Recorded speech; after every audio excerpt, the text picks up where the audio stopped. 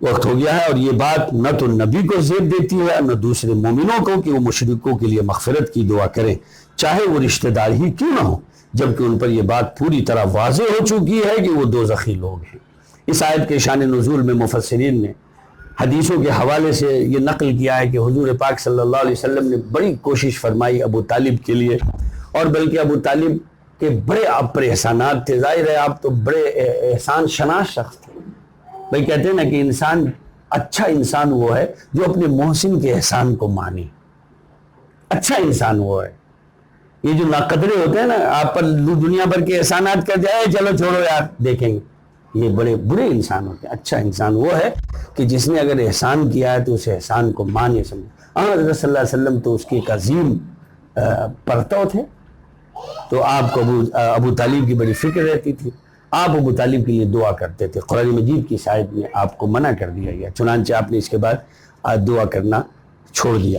اس آیت کے شان نزول میں یہ بھی لکھا ہے کہ بعض صحابہ کرام کے آباء و اجداد میں کچھ غیر مسلم تھے یا جو اس وقت بھی زندہ تھے، وہ ان کے لیے دعائیں کرتے تھے، انہیں بھی روک دیا گیا۔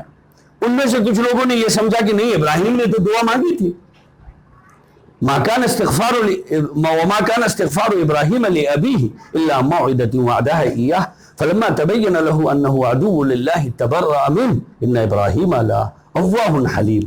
اور ابراہیم نے اپنے باپ کے لیے جو دعائیں مغفرت کی مانگی تھی، مغفرت کی دعا جو مانگی تھی، وما كان استغفار ابراہیم لابیہ، اپنے باپ کے لیے جو استغفار کی دعا مانگی تھی، الا موعدۃ وعدها ایاہ، اس کی وجہ اس کے سوا کچھ نہیں تھی کہ انہوں نے اس باپ سے ایک وعدہ کر لیا تھا۔ سورہ مریم میں انشاءاللہ ہم لوگ پڑھنے والے ہیں کہ حضرت ابراہیم نے اپنے باپ سے، جب ان کے باپ نے ان کے کہنے سننے کے باوجود بھی بت پرستی ترک نہیں کی، تو انہوں نے کہا بابا میں آپ کے لیے دعا کرتا رہوں گا۔ تو چونکہ ایک مومن، المؤمن الکریم اذا وعد وفا، کہ مومن کریم شخص ہوتا ہے جو وعدہ کرے تو وعدہ نبھائے، اور پھر مومن تو کریم ہی کریم ہوتا ہے۔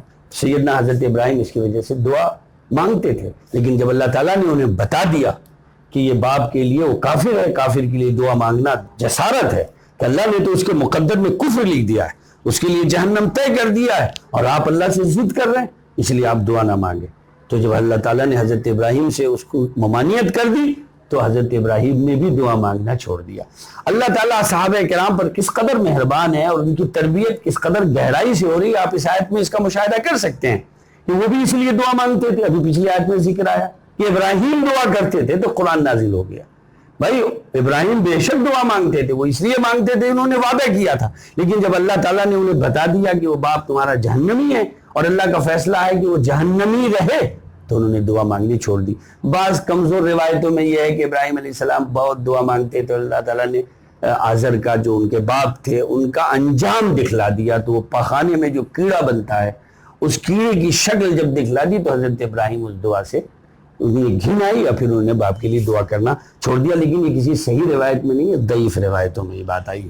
وما كان استغفار ابراہیم لابیہ الا موعدۃ وعدها ایاہ فلما تبین له انه عدو للہ۔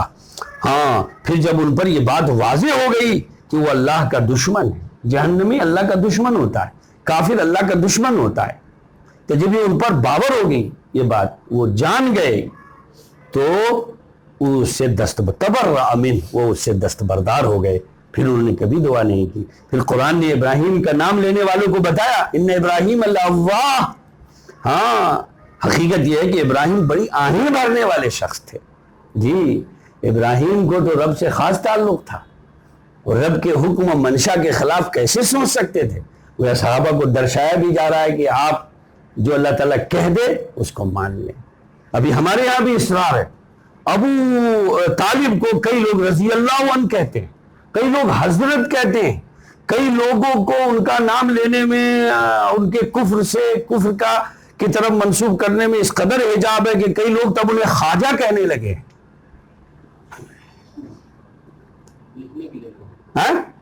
لکھنے بھی لگے، یہ بات آپ دیکھ لیجیے قرآن مجید میں اللہ برات کرتا ہے، تبرأ من۔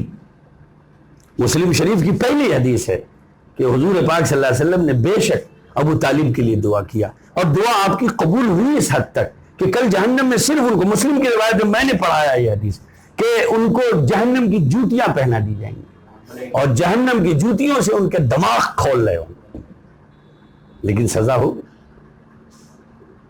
معاملہ توحید کا بڑا مضبوط ہے، اللہ اللہ ہے بھائیو، اللہ کے ساتھ کوئی شریک نہیں، یہ عقیدہ پختہ رکھنے کی ضرورت ہے۔ ہمارے بھائیوں سے بہت چوک ہوئی ہے، جی بہت چوک ہوئی ہے۔ بے شک انبیاء کی محبت، اولیاء کی محبت ہمارا جزو ایمان ہے، ہم ان سے محبت کیے بغیر ہمارا ایمان بڑی نہیں۔ واتبع سبیل من اناب الی، ہمیں حکم ہے کہ جو منیب علیہم ہیں ان کی طرف ان کی ہم اتباع کریں۔ روزانہ نماز میں ہم پڑھتے ہیں اہدنا الصراط المستقیم صراط الذین انعمت علیہم، کہ اللہ ہمیں صراط مستقیم پر چلا اور ان لوگوں کے راستے پر چلا جو تیرے منعم علیہم ہیں۔ تو ہم کیسے اولیاء سے ایک سیکنڈ کے لیے بھی دستبردار ہو سکتے ہیں؟ کیسے اللہ کے محبوبین کی فکر و نظر سے ایک سطر کا بھی انحراف کر سکتے ہیں؟ لیکن اس کا مطلب یہ نہیں ہے کہ خدا کی توحید میں استغفر اللہ کوئی شریک، اللہ اللہ ہے، نبی نبی ہے، ولی ولی ہے۔ ان ابراہیم علیہ اوہ، تو ابراہیم بڑے آہیں بھرنے والے اور بڑے بردبار تھے، بڑا کامل درجے کا ان میں جو ہے حلم بھی تھا، برداشت بھی تھا، بڑی قوت برداشت ان کی مضبوط تھی، اور اس کے لیے انہوں نے ہر طرح کے حالات جھیلے، اور جب جب اللہ کی طرف سے ابتلا اور آزمائش آئی تو اس میں سرخرو ہو کے نکلے۔ قرآن نے سرٹیفکیٹ دی، وَإِذِ ابْتَلَىٰ إِبْرَاهِيمَ رَبُّهُ بِكَلِمَاتٍ فَأَتَمَّهُنَّ، ہر ابتلا اور آزمائش کو انہوں نے اس میں سرخرو ہو کر نکلے۔ تو ابراہیم کا نام لینے والوں سوچو سمجھو، وَمَا كَانَ اللَّهُ لِيُضِلَّ، اور کہیں نہ کہیں چونکہ کفار قریش جو ہے وہ اپنے آپ کو، چونکہ مکہ مکرمہ میں جو کافر تھے وہ اپنے آپ کو ابراہیمی کہتے تھے، جیسے یہودی کہتے تھے ابراہیم ہمارے ہیں، کرسچن کہتے تھے کہ ابراہیم ہمارے ہیں۔ قرآن نے کہا مَا كَانَ إِبْرَاهِيمَ يَهُودِيًّا وَلَا نَصْرَانِيًّا وَلَكِنْ كَانَ حَنِيفًا مُسْلِمًا، وہ مشرکین، وَمَا كَانَ مِنَ الْمُشْرِكِينَ، وہ مشرک بھی نہیں تھے۔ الحمدللہ ابراہیم علیہ السلام سے سب سے زیادہ تعلق ہمارے نبی حضرت محمد صلی اللہ علیہ وسلم کا ہے۔ جی یہ محبت کی باتیں میں اکثر سنایا کرتا ہوں کہ مقام ابراہیم میں جو حضرت ابراہیم کے قدم کے نشان ہیں، حضرت صلی اللہ علیہ وسلم نے ایک موقع پر جب اپنا پیر مبارک اس میں رکھا تو ہوں بہو فٹ ہو گیا۔ تو میں اکثر حج میں جاتا ہوں تو حاجیوں کہتا ہوں کہ تم یہاں رسول اللہ کے قدمچے کی بھی زیارت کرو اور حضرت ابراہیم کے قدمچے کی بھی زیارت کر لو۔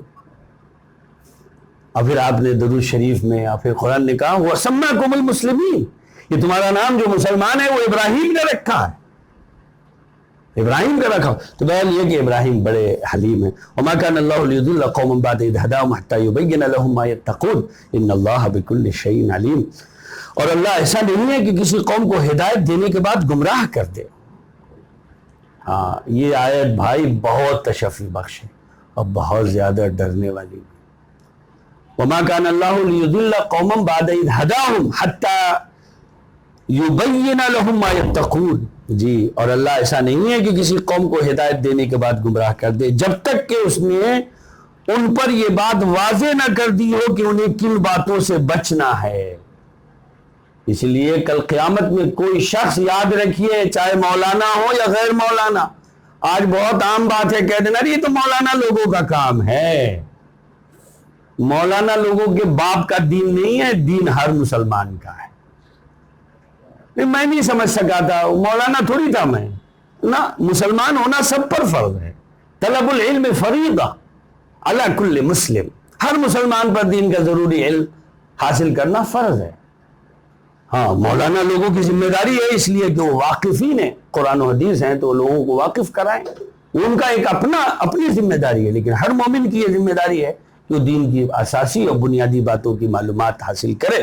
اور اللہ تعالیٰ نے اپنی سنت بیان کی ساتھ وَمَا كَانَ اللَّهُ لِيُضِلَّ قَوْمًا بَعْدَ إِذْ هَدَاهُمْ حَتَّى يُبَيِّنَ لَهُم مَّا يَتَّقُونَ، کہ اللہ ایسا نہیں کہ کسی قوم کو ہدایت دینے کے بعد گمراہ کر دے جب تک کہ اس نے ان پر بات واضح نہ کر دی ہوئے، حَتَّى يُبَيِّنَ لَهُم مَّا يَتَّقُونَ، کہ تم کو کن کن چیزوں سے ڈرنا ہے۔ میں یہاں پر ایک بات کہنا چاہتا ہوں، بہت توجہ سے سنیے کہ بہت سے لوگ ہیں جن کی نظریں خراب ہیں، انہیں معلوم ہے کہ میری نظر خراب ہے، پھر بھی وہ گھور گھور کر لوگوں کو دیکھتے ہیں، وہ بھی یہ سمجھ لیں کہ وہ گناہ کبیرہ میں مبتلا ہے۔ کیونکہ نظر سے بھی بچو اور نظر لگانے سے بھی بچو، خود برائی کرنے سے بھی بچو اور دوسرے کو برائی سے بھی روکو۔ تو کوئی بھی چیز ایسی نہیں ہے کہ اللہ تعالیٰ نے بتائی نہ ہو، سمجھائی نہ ہو۔ وَاتَّقُوا إِنَّ اللَّهَ بِكُلِّ شَيْءٍ عَلِيمٌ، یقین رکھو کہ اللہ ہر چیز کو خوب جانتا ہے۔ إِنَّ اللَّهَ لَهُ مُلْكُ السَّمَاوَاتِ وَالْأَرْضِ، چونکہ اللہ تعالیٰ ہر چیز کو جانتا ہے تو اللہ کون ہے؟ یقیناً اللہ ہی ہے جس کے قبضے میں سارے آسمان اور زمین کی سلطنت ہے۔ ہاں، حکومت کسی کی بھی بنی ہو بھائی، اللہ کی حکومت ہے۔ ہاں، مودی جی کی حکومت ہے، اللہ نے بچایا ہے ان کو۔ سمجھیے، آپ جو یکلخت ان کی برائیاں کر رہے ہیں، کبھی اپنے گریبان میں بھی جھانکیے یہ نوبت کیوں آئی؟ آپ ذمہ دار ہیں۔ آپ کو موقع نہیں ملا تھا، آپ کو چانس نہیں ملا تھا، آپ کر نہیں سکتے تھے۔ میں ہمیشہ اس بات پر زور دیتا ہوں کہ ہم کو جو ہے کسی کی مخالفت میں اندھا نہیں ہو جانا چاہیے، بہرا نہیں ہونا چاہیے، گنگا نہیں ہونا چاہیے۔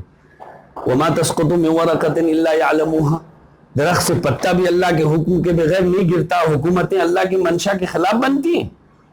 ہاں، حدیث میں رسول اللہ صلی اللہ علیہ وسلم نے اس کا جواب دیا کہ جب تمہارے اعمال خراب ہوں گے تو تم پر حکمراں ایسے ویسے مسلط کیے جائیں گے۔ جی، ہم اچھے ہو جائیں، سب اچھا ہو جائے۔ تو یحیی و یمیت، آگے فرمایا کہ وہ زندگی بھی دیتا ہے اور موت بھی۔ ارے اللہ، بہت نازک موقع ہے میرے لیے میرے بھائیوں کہ میں نے اچھے اچھے لوگوں سے بعض محبوب اشخاص کی اموات پر کہتے ہوئے میں نے اچھوں کو سنا ہے، فلاں کو جنوں نے مار دیا، انا للہ و انا الیہ راجعون، فلاں کا ساحر نے جان لے لی، ارے وہ حسد کی وجہ سے مر گئے۔ غیر اللہ مار نہیں سکتا، غیر اللہ کیسے مار سکتا ہے؟ حکم اللہ ہی کا چلے گا۔ ہاں، ہو سکتا ہے کہ کسی کی موت اللہ نے کسی ساحر کے ذریعے رکھی ہو، لیکن یہ آپ کو کہنے کا حق نہیں پہنچتا ہے، مارنے والی ذات اللہ کی ہے، زندگی بھی وہی دیتا ہے، موت بھی وہی دیتا ہے۔ وَمَا لَكُم مِّن دُونِ اللَّهِ مِن وَلِيٍّ وَلَا نَصِيرٍ، اسی تناظر میں دیکھیے آپ، اور اللہ کے سوا تمہارا نہ کوئی رکھوالا ہے نہ مددگار۔ بات یہاں پہ آگے ختم ہو گئی جہاں سے بات شروع سے ہوئی تھی۔ ان اللہ اشترى من المؤمنین انفسهم واموالهم، اللہ نے تمہارے جان و مال کو جنت کے بدلے خرید لیا ہے، اور اللہ ہی تمہارا حامی و مددگار ہے۔ جہاں سے بات چلی تھی وہیں پہ ختم ہو گئی۔ اللہ تعالیٰ سے دعا ہے کہ اللہ تعالیٰ ہم سب کو ان باتوں پر عمل پیرا ہونے کی توفیق عطا فرمائے۔ بھائی